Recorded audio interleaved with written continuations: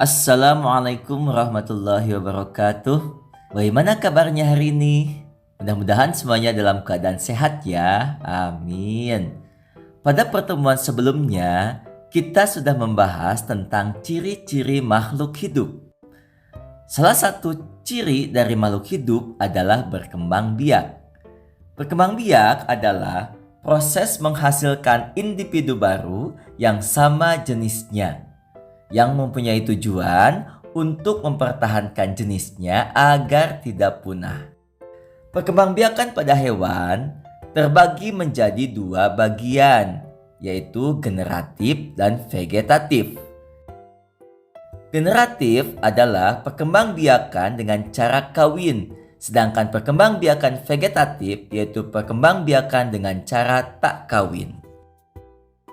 Pada pertemuan kali ini, kita akan mempelajari perkembangbiakan generatif pada hewan.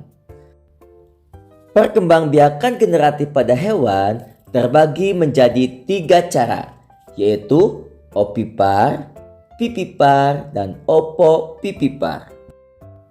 Apa yang dimaksud dengan ovipar, vivipar, dan opovivipar? Yuk kita pelajari bersama. Perkembangbiakan generatif pada hewan yang pertama yaitu dengan cara ovipar. Ovipar berasal dari kata ovum yang artinya telur.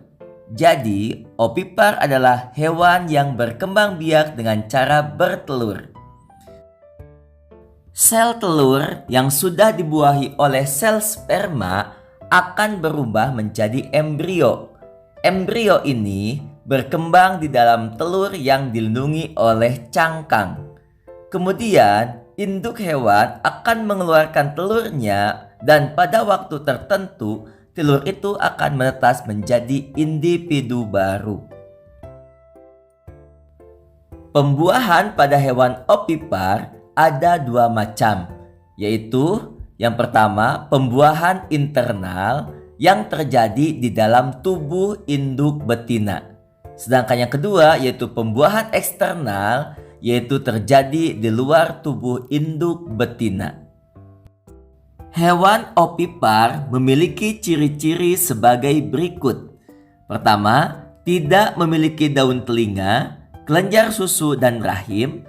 Yang kedua, induk tidak menyusui anaknya. Ketiga, telur berada di luar tubuh induknya. Dan yang keempat, tidak mengalami masa mengandung. Berikut adalah contoh hewan yang berkembang biak dengan cara ovipar dengan pembuahan internal adalah ayam, burung, cicak, bunglon, kura-kura, dan buaya.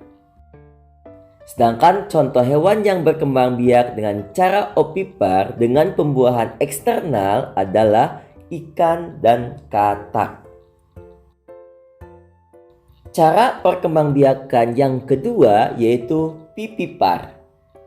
Vivipar adalah hewan yang berkembang biak dengan cara melahirkan, sering disebut dengan hewan mamalia atau menyusui. Sel telur yang sudah dibuahi oleh sel sperma akan berubah menjadi embrio. Embrio akan tumbuh menjadi janin di dalam rahim hewan betina. Induk hewan akan mengandung beberapa bulan dan melahirkan anaknya. Setiap hewan memiliki lama mengandung yang berbeda tergantung jenis hewan itu sendiri.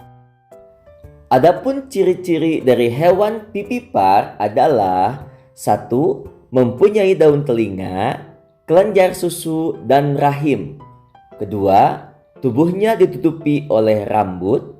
3. Induk menyusui anaknya. 4. Mengalami masa mengandung dan melahirkan. Contohnya adalah kambing, sapi, kucing, kelinci, paus, dan lumba-lumba. Cara perkembangbiakan yang ketiga yaitu opovipipar. Opovipipar adalah hewan yang berkembang biak dengan cara bertelur dan melahirkan. Setelur yang sudah dibuahi oleh sel sperma berkembang menjadi embrio. Embrio akan tumbuh di dalam selaput yang akan menjadi cangkang telur. Telur akan tumbuh dan menetas di dalam tubuh induk betina. Kemudian setelah menetas, individu baru akan keluar dari tubuh induknya.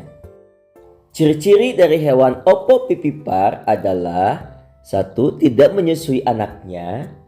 2. Induk tidak memiliki rahim. 3. Termasuk hewan berdarah dingin. Contohnya adalah ikan pari, ikan hiu, kuda laut, beberapa jenis kadal, dan beberapa jenis ular seperti ular boa dan platypus. Platypus adalah salah satu contoh hewan opopipipar yang menyusui anaknya. Namun, cara menyusui pada platypus berbeda dengan hewan mamalia lainnya. Karena pada platypus tidak memiliki payudara, tetapi platypus menyusui melalui perutnya. Dilansir dari kompas.com, ditemukan katak jenis baru dari Sulawesi. Bila biasanya katak berkembang biak dengan cara bertelur, namun katak ini berkembang biak dengan cara melahirkan. Katak ini ditemukan oleh ahli herpetologi dari Institut Teknologi Bandung, yaitu Joko Cahyono Iskandar dan kawan-kawan. Kenapa hal itu bisa terjadi? Silahkan kalian selidiki. Demikianlah pelajaran tentang perkembangbiakan generatif pada hewan. Mudah-mudahan dapat dipahami ya. Terima kasih. Wassalamualaikum warahmatullahi wabarakatuh.